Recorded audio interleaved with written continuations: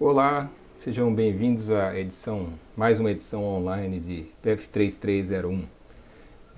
O objetivo desse vídeo introdutório é apresentar para vocês a programação da disciplina, né, o que a gente vai estudar esse semestre, e contar como é que as coisas vão funcionar. A maioria de vocês acabou de fazer R1 e o esquema aqui em R2 vai ser mais ou menos o mesmo, né? Nós temos nesse semestre 3 professores, somos eu, o Diogo e o professor Edgar, e 3 turmas, né? As 3 turmas vão assistir as mesmas aulas, vão fazer os mesmos exercícios, vão fazer as mesmas provas, né? A única diferença de estar numa turma ou na outra é que, por uma questão de divisão do trabalho, cada professor vai controlar os exercícios e a frequência da sua turma, como eu vou comentar daqui a pouco. Tá? Assim como em R1, as nossas aulas são gravadas, não vai haver aula online. Esse modelo da aula gravada a gente adotou desde o começo da pandemia. Eu sempre imaginei que fosse melhor e a experiência mostrou que ele tem várias vantagens, né? A aula gravada, quando a aula é gravada, a gente consegue produzir vídeos mais curtos. E para quem está assistindo uma aula no computador, isso é fundamental. É muito chato assistir uma aula no computador, né? Então a gente procura fazer vídeos de no máximo 50 minutos. E com 50 minutos dá para aguentar.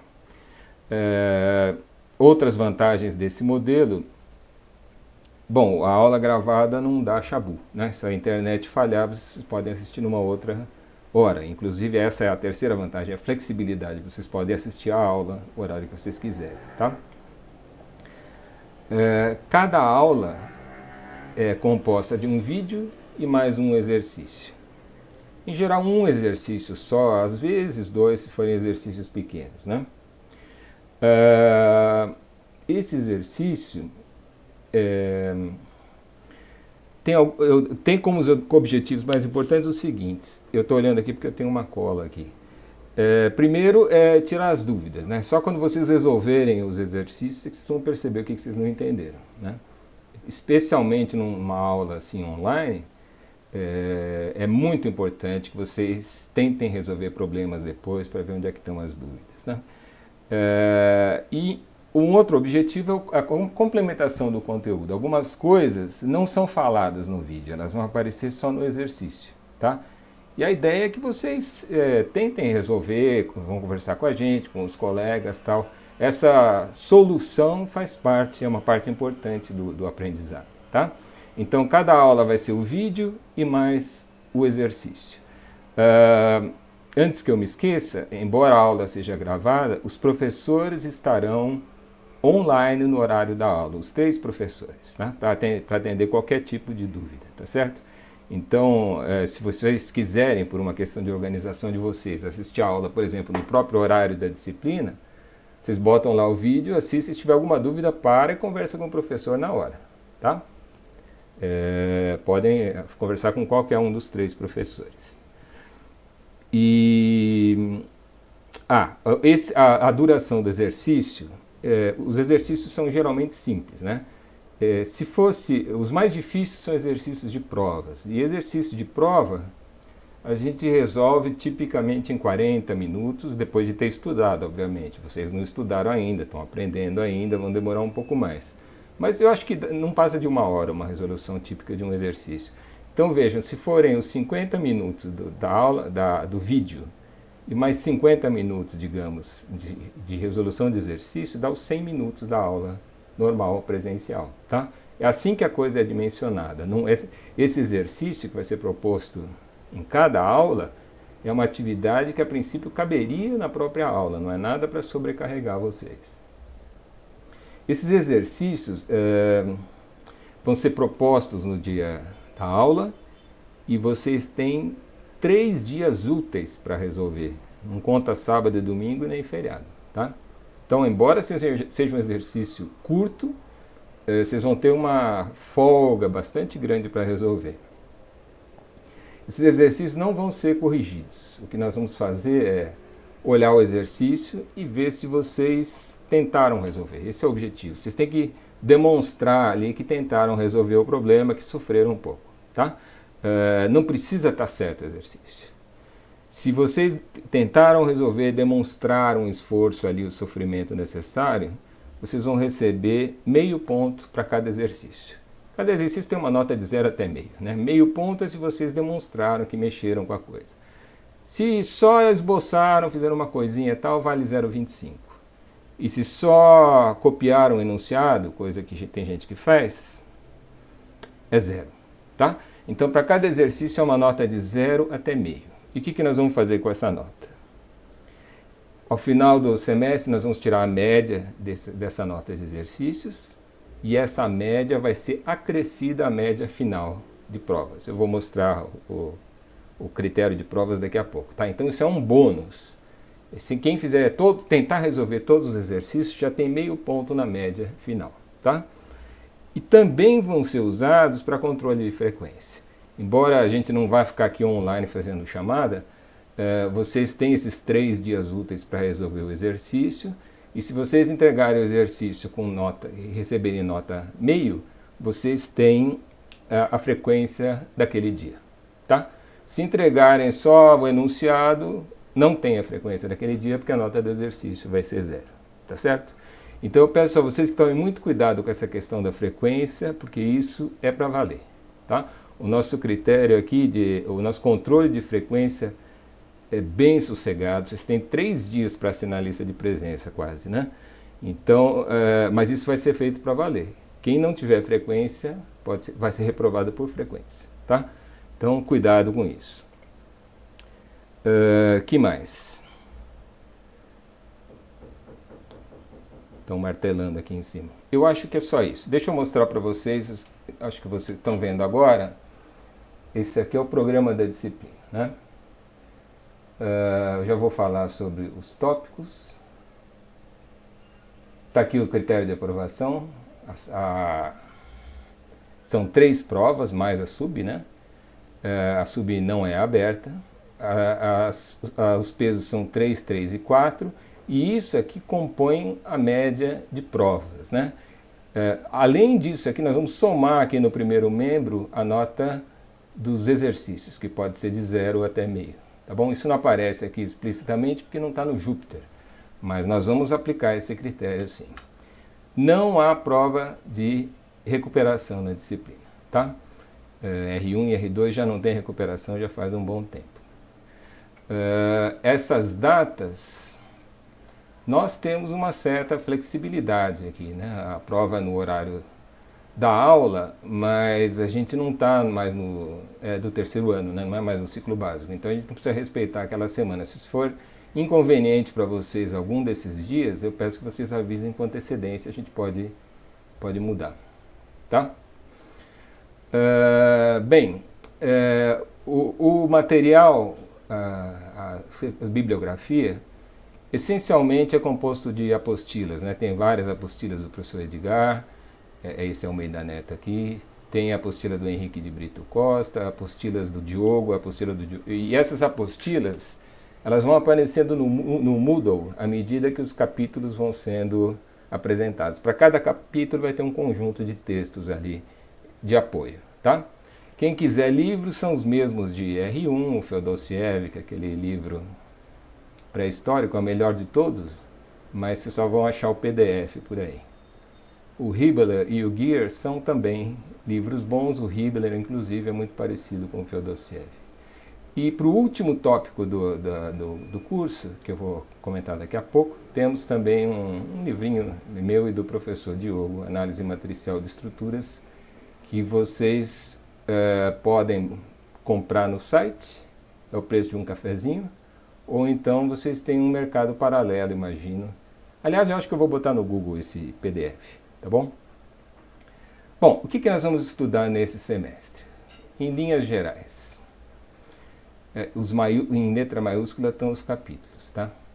Nosso primeiro capítulo chama Solicitações Combinadas. Vocês devem lembrar que em R1 nós vimos, o nosso curso estava estruturado por solicitação, né? Primeiro nós vimos tração e compressão simples, depois corte puro, que foi só uma aula, e depois flexão simples normal.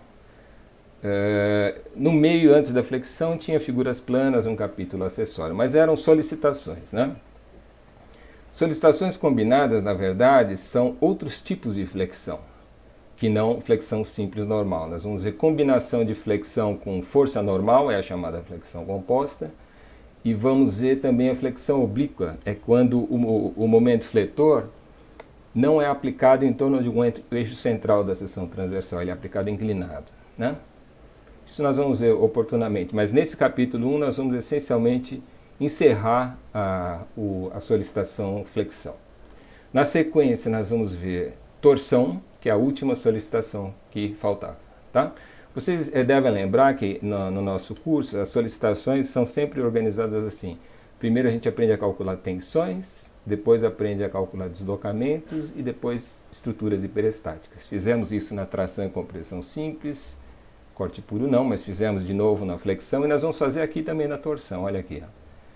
Primeiro nós vamos aprender a calcular tensões, aqui não está discriminado, mas depois deslocamentos e aqui em sequência nós vamos aprender os problemas hiperestáticos. Tá?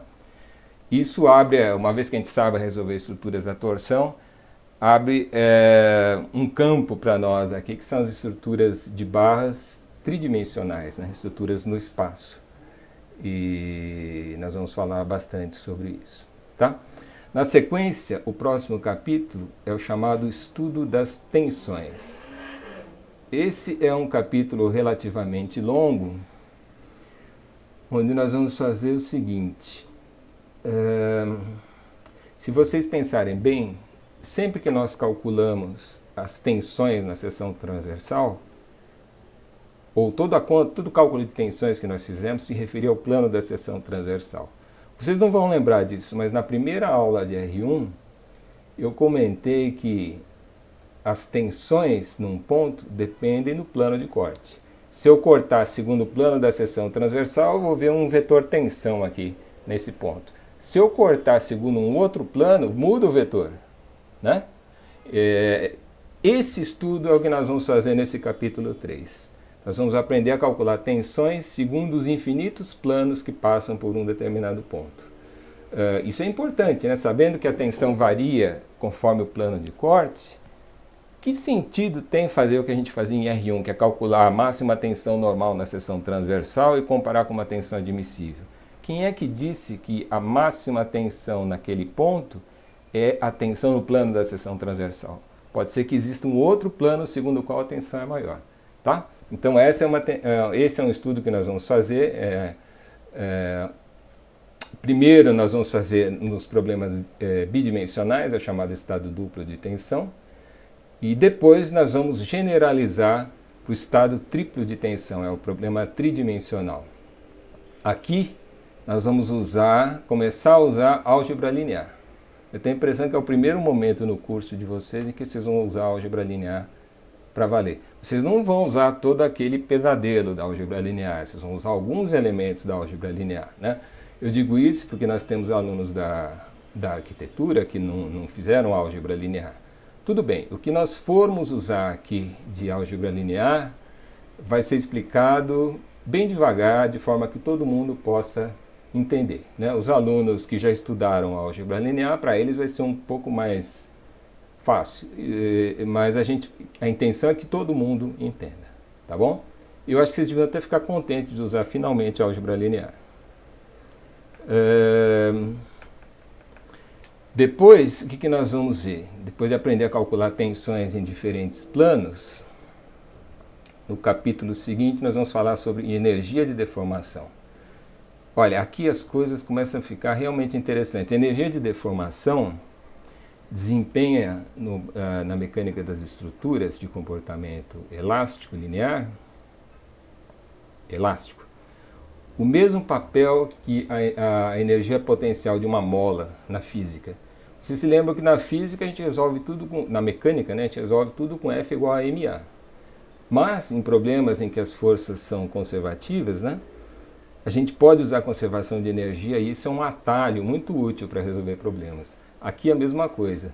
Quando a gente aplica um carregamento numa estrutura, ela se deforma e o trabalho que as forças externas realizaram fica armazenado como energia potencial, energia de deformação. Esse é o nome que a gente usa nesse contexto.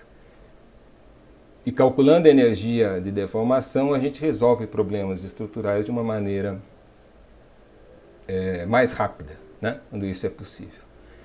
Então, nós vamos falar um pouco sobre energia de deformação, vocês vão voltar a ouvir falar desse assunto mais para frente. Depois, os critérios de resistência. Critérios de resistência, na verdade, é uma aula só. Eu acho que é o único momento do curso, embora a nossa disciplina se chame Resistência dos Materiais, é o único momento em que a gente vai falar da resistência mesmo. O que nós vamos fazer nesse capítulo? Bom, pensem agora que a tensão num ponto não é aquela coisa que vocês já sabiam calcular, tensão normal e tensão de cisalhamento. Na verdade, num ponto, conforme o plano de corte, a gente tem tensões diferentes. Então, imaginando que eu saiba o que a gente chama de estado de tensão num ponto, ou seja, as tensões nos infinitos planos passando por esse ponto, com o que eu comparo isso para saber se a estrutura vai aguentar? Isso não é uma pergunta de resposta trivial, não. Então, para resolver esse problema, saber com o que a gente compara o estado de tensões em um ponto, foram criados critérios de resistência. E é sobre isso que nós vamos falar nessa aula. Tá? É engraçado, né? Um curso inteiro com esse nome, mas só aqui que a gente vai falar da resistência. Na sequência, flexão composta em barras esbeltas. Aqui está uma aula, mas provavelmente é mais do que uma aula. Bom, aqui é outro assunto interessante. A R2 tem vários assuntos interessantes. O professor acha tudo interessante, mas eu estou sendo sincero, a R2 é mais interessante do que a R1. Nesse capítulo de flexão composta em barras esbeltas, nós vamos fazer uma coisa que só tínhamos feito uma vez e de passagem no comecinho do cálculo de deslocamentos de R1.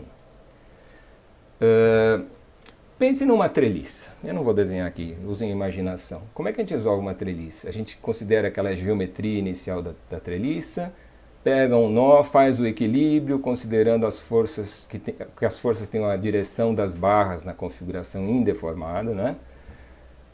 Aí a gente calcula as forças normais, calcula os ΔL, faz aquela construção do diagrama de Villiot e calcula os deslocamentos e percebe que a estrutura não está na configuração indeformada, ela vai ficar numa configuração diferente. Bom, então veja que para apurar os esforços solicitantes, nós usamos a geometria da estrutura na configuração indeformada. Mas a gente sabe que a estrutura se deforma, e se a gente quiser ser rigoroso, tem que pensar o seguinte: imagine que o carregamento na estrutura é aplicado a partir do zero. Quando eu atingir o carregamento total, a estrutura não está na configuração indeformada, está na configuração deformada. Então, a rigor, o correto seria montar as equações de equilíbrio na configuração deformada. Então, como eu falei, a gente fez isso muito de passagem em R1, mas agora nós vamos fazer de novo, porque nesse contexto, a flexão composta em barras esbeltas, flexão composta vai ser flexão mais uma força normal de compressão, no caso. Nesse contexto, se a barra é esbelta, a configuração deformada pode ser muito diferente da configuração indeformada. Então, montar o equilíbrio na configuração indeformada pode ser um erro grave, né? Então, esse vai ser um momento em que a gente vai montar equilíbrio na configuração deformada. É o que a gente chama, às vezes, de teoria de segunda ordem, no sentido não de que é uma coisa menos importante. É segunda ordem no sentido de que a gente está melhorando a solução. Numa primeira aproximação, a gente montaria o equilíbrio na posição indeformada. Vamos melhorar um pouco a qualidade dessa solução, lembrando que as estruturas se deformam, então vamos montar o equilíbrio na posição deformada. É uma análise de segunda ordem, como a gente fala, tá? E isso vai ser muito útil para o que vem na sequência, que é flambagem. Flambagem vai ser definida propriamente mais para frente, mas a ideia aqui é o seguinte: vocês lembram na mecânica que a gente falava em equilíbrio estável e equilíbrio instável? O equilíbrio estável é quando a gente tinha uma superfície assim côncava e tinha uma bolinha ali na parte de baixo dessa superfície. Ela está parada em equilíbrio. Se eu mover a bolinha um pouquinho para cá e soltar, ela começa a oscilar em torno da posição de equilíbrio. E na presença de algum mecanismo de dissipação de energia, que sempre existe, a bolinha volta para a posição de equilíbrio original. Então vejam, a bolinha está em equilíbrio na superfície, na parte de baixo dessa superfície aqui. e eu dou um cutucão nela, ela vai oscilar e volta a essa posição de equilíbrio. A gente chama isso de equilíbrio estável. Se a superfície fosse assim, não tem nenhuma bolinha aqui, mas a bolinha estivesse aqui em cima, eu até consigo botar ela em equilíbrio, bem ali no cucuruto dessa superfície, tá? Agora, se eu der um cutucão, ela vai embora e não volta mais para a posição de equilíbrio. Então, tanto o primeiro caso como o segundo são situações de equilíbrio, mas um é estável e o outro é instável. Se vocês pensarem bem, tudo que nós falamos de equilíbrio, em nenhum momento nós falamos sobre a estabilidade do equilíbrio. A gente já estudou muitas vezes e com profundidade as condições de equilíbrio da estrutura, mas é preciso garantir que esse equilíbrio seja estável e não instável, né? Então, nesse capítulo flambagem, é o que nós vamos estudar, é a estabilidade do equilíbrio. Em que condições o equilíbrio pode se tornar instável, né? Isso eu posso fazer aqui, ó, quer ver?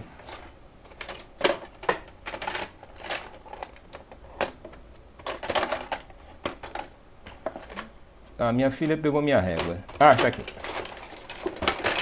Não, não tá. Enfim, vocês pegam uma barrinha muito fininha, vocês comprimem ela, de repente ela faz põe e flat, né? Essa posição de equilíbrio, que é a barra indeformada, ela fica instável se a força normal for muito grande, e aí a barra flat. Então isso é flambagem, né? É a perda de estabilidade do equilíbrio. Depois nós vamos detalhar em que circunstâncias isso acontece, tá? Então veja que em R1, se a gente estava analisando as solicitações, agora a gente está fazendo coisas mais interessantes, né? Tensões em outros planos, energia, equilíbrio na configuração deformada, estabilidade do equilíbrio, tá? O último capítulo, olha, no fundo eu acho o mais legal de todos. É a chamada análise matricial de estruturas. O que nós vamos fazer aqui? Nós vamos mudar de assunto com relação ao que vinha antes, mudar radicalmente. Não sei se vocês já usaram algum software para análise de estruturas, mesmo com curiosidade, né? Acho que vocês acham até aplicativo de celular para fazer isso. Mas a gente desenha ali a estrutura, desenha os vínculos, especifica o material, define os carregamentos, aperta um botão e pof, saem os diagramas, sai a configuração deformada e tal. Seja estrutura isostática ou hiperestática. Vocês já pararam para pensar como é que o computador faz isso? Porque pensem bem, às vezes vocês vão resolver tantas estruturas hiperestáticas aqui, e sempre vai ser do mesmo jeito, né? Transformar a estrutura em isostática, introduzir as incógnitas hiperestáticas, montar as equações de compatibilidade e tudo. Esse é o chamado método dos esforços. Como é que parece a impressão que dá é que cada problema tem uma solução artesanal que a gente vai bolar ali na hora, né? Como será que o computador faz isso? Bom, é isso que nós vamos ver nesse capítulo, análise matricial de estrutura. Nós vamos sistematizar o cálculo de estruturas por meio do método dos deslocamentos, não método dos esforços. Aqui nós vamos falar pela primeira vez no método dos deslocamentos. Nós vamos apresentar aqui um procedimento sistemático de cálculo estrutural pelo método dos deslocamentos, e vocês vão descobrir que resolver uma estrutura é resolver um sistema de equações lineares, do tipo AX igual a B.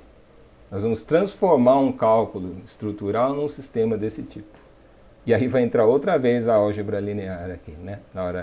Existem questões sobre a solução desse sistema que envolvem a álgebra linear outra vez. Mas eu acho isso muito legal, eu sempre tive essa curiosidade, como é que será que o computador faz isso, né? Ele faz desse jeito.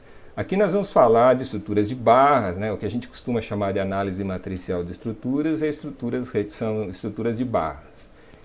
E esse cálculo é um cálculo exato dentro das hipóteses da teoria de barras que a gente apresenta nesse curso. Tá? Então nós vamos fazer essa análise para treliças, depois para pórticos e depois para grelhas.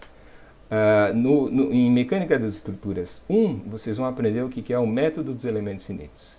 É um procedimento que tem muitas coisas parecidas com o que nós vamos fazer aqui, mas as soluções não são exatas, são soluções numéricas, né?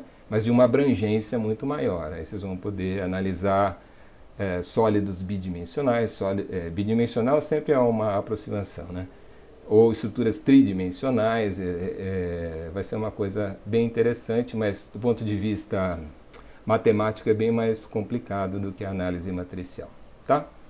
Então, eu diria que os dois grandes temas aqui de R2 são o estudo das tensões e análise matricial. São os dois temas mais extensos, né?